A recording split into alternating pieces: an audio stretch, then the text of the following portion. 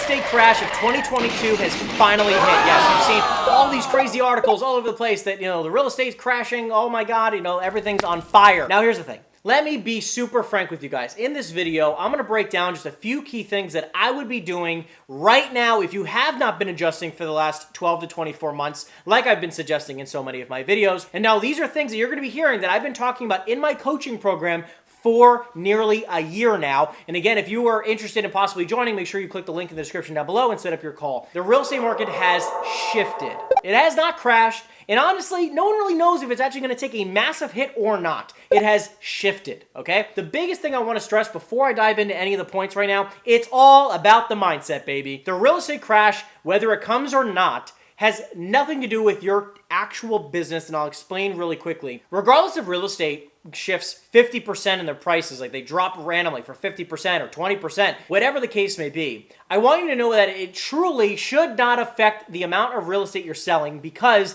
if you're doing the right activities, you're going to see a good result in your business. So if you have the right mindset, that is going to be the key, because if you go into everything like, I'm going to make more money this year, I'm going to succeed no matter what, you're going to see a different result than the people who are like, oh my God, the market. The market's the reason why I'm not making money. Guys, like, I've made more money year after year after year, every year for the last 5 years straight. No matter what the economy's done, even through COVID, right? Like, no matter what happens, you can still choose to make more money. And yes, it is an actual choice. Because to me, if it's to be, it's up to me, right? I take 100% responsibility for everything in my life. And hypothetically, if the economy crashed by 50%, I still need to find a way to make more money next year. So that's what we're going to talk about in this video. Point number one is, I like to say, cut all unnecessary costs. If you've heard Grant Cardone talk about living broke, and like people who are even on the come up, making a few $100,000 a year,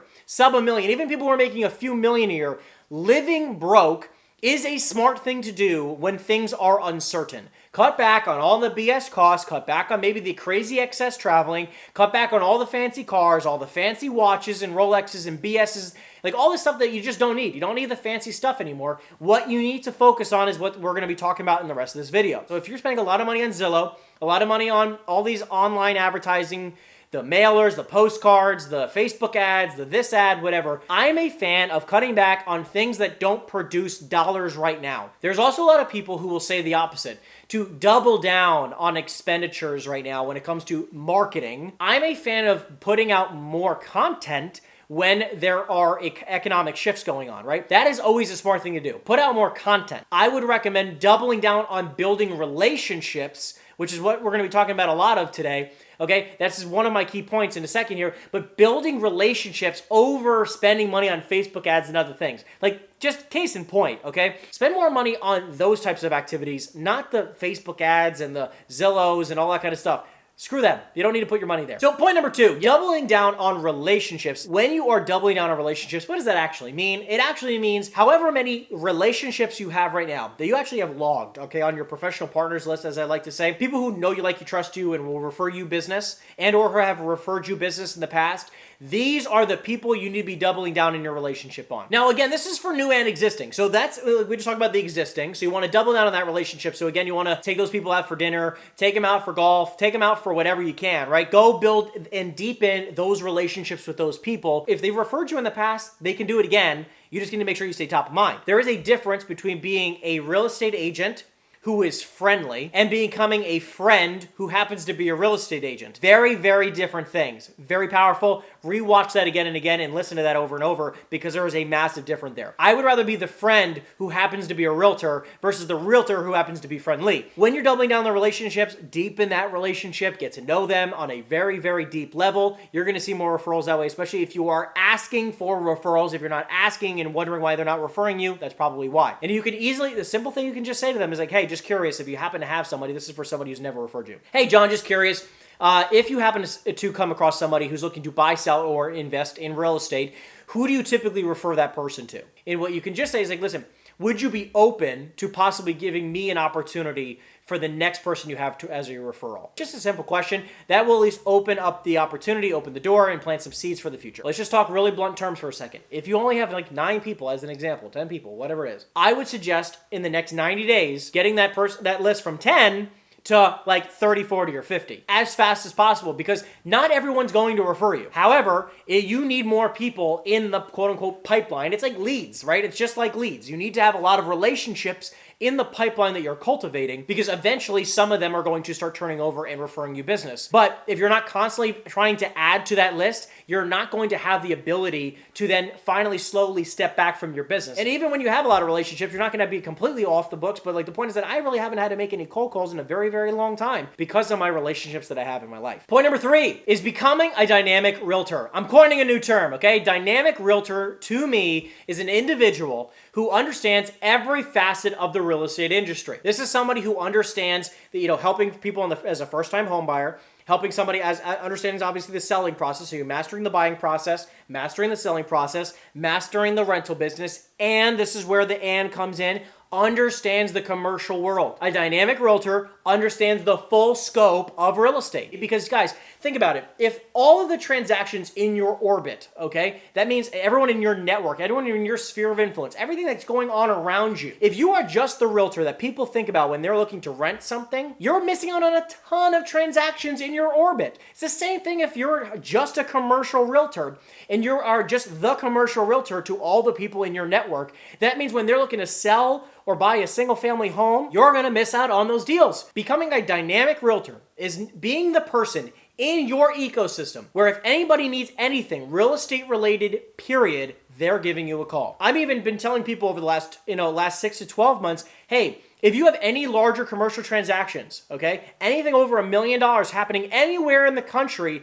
I can support you in that. I have a network of agents that I've partnered with that I can handle any transactions, typically for commercial business is where I like to do it. But even for the last 30 days, I've even been realizing that I should just be saying that for anything residential whatsoever or any type of real estate transaction across the country, because I have a network of people that I'm connected with. You need to become a dynamic realtor who can handle it all. Because there's a lot of people in your network right now who think that they need to go to somebody else because you can't handle it, because you're not that type of agent. It's interesting how people don't know that difference, right? People just don't know the difference, and guess what? You can't blame them because it's not their fault. That means you didn't do a good enough job explaining it. I've now gotten to the point where now I have a residential team who handles all my residential stuff, and I have a commercial team who handles all my commercial stuff. And sometimes there's a little bit of layover in between certain things, but most of the time, I just have people who can handle it in my team. So again, if you want to become a dynamic agent, this is something that I talk about all the time in my coaching program. And if you have not scheduled a call and you're looking to do so, make sure you schedule it today. Point number 4, learn how to work with investors. Now look, some of you guys are like, oh, I already work with some investors, blah, blah, blah, blah, blah. Okay. This is also piggybacking off dynamic realtor point, because if you are not working with a large array of investors for different asset classes, not just single family flips, but also commercial stuff, and you can have a bigger, broader spectrum of ways you can bring value to people, you're going to be pigeonholed. You're going to be boxed off into this little opportunity box where you could be taking advantage of all this, but because you haven't started to work on this type of scope of work, you're missing out on opportunities and deal flow, guys. So learn how to work with any type of investor. If someone has $100 grand, $1 million, $10 million, or $100 million, you need to become the go-to person when it comes to real estate investing. I like to try to tell anybody, any amount of money that you're looking to invest in real estate, in any type of real estate goals you have around investing, I can support you and your business. Just like we talked about the relationship part, when you're talking to these people, you're not telling them, hey, I can handle this entire scope of the business instead of this little teeny pigeonhole boxed off little thing.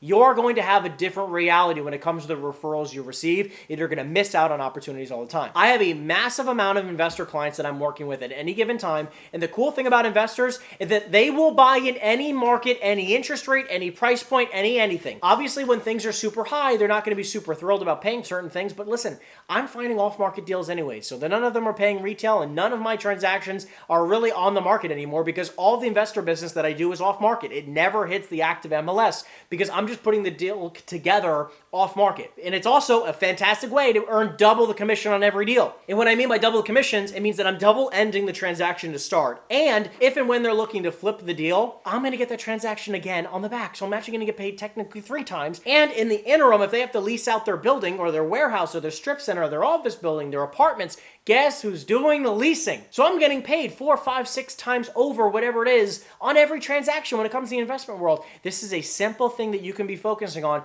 that can easily take your average commission through the roof. And point number 5, honestly, most importantly, and I was kind of hinting at it at the last point, off-market properties is where the big money's at, okay? If you want to learn how to make big money in real estate, majority of it is made off market. When I'm doing a transaction and the entire deal is done off market, as in I have the seller, I found the seller off market, and I'm working with a client who wants to buy that property, whether it's a commercial or single family, doesn't matter. Because it's off market, my average commission has doubled on average, okay? 4, 4.5, 5, 5.5, 6% or more on these types of transactions. Every deal, I'm double ending the deal. I mean, it's unbelievable the difference it can make when the property is off market. And guess what? As long as the seller nets the exact amount of money they want to net, they don't care what your commission is. What I urge you to do is master the art of off-market transactions. If you are really, really good at one side of the coin, find the other one so you can connect the dots so you can make twice the money on every deal. Yes, I know this sounds elementary. However, most people don't even pay attention to this. I'd rather do 100% off-market business than anything really on the market these days, because I don't need to, think about it. If you're showing property, whether it's a commercial property or it's a residential property, doesn't matter, and it's on the MLS, you're only making 2, 2.5, or whatever your commission is in the market. But what if I told you is that if you could just manage a way to always find those connections off market, you can make 2 times the commission to do the same work. Guys, if I told you there was a way you can make double the money by doing the same activities, who wouldn't want to do that?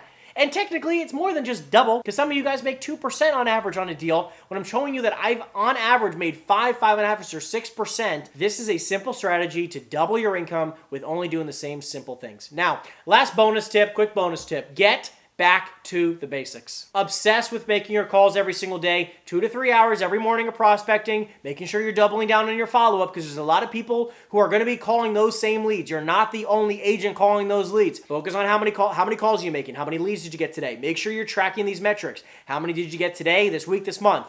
And then try to beat last month. How many contracts did I sign today, this week, this month? And make sure you beat last month. It's all about beating the month before, because if you want to make more money this month or next quarter or next year, more than you did the previous, the only way to do that is making sure that you're doing more this month than the previous, or you follow the simple steps that I just gave you and you make double the money on the same amount of business. I joke around with a lot of people, but if I can make $10 million selling one property a year, I'd be thrilled. One property a year, $10 million net income. Thank you and good night, right? That's what I'm trying to get at. We're think differently in your mind, right? Think differently. I'm not telling you to just focus on luxury properties, but it's literally the same process to sell more expensive homes. I'm not preaching, by the way, being a luxury realtor. I'm not a luxury realtor. I don't sell 5 and 10 or 20, $30 million single family homes for primary residences like Beverly Hills. I don't. But I do a lot of very expensive off-market commercial properties, okay?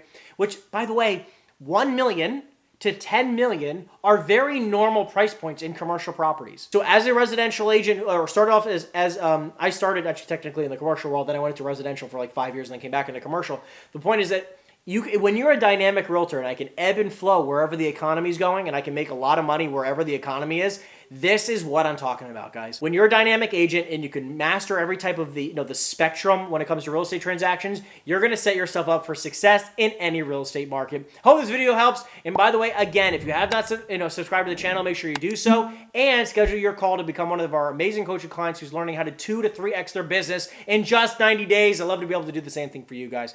Other than that, I'll see you in the next video. Take care, everyone.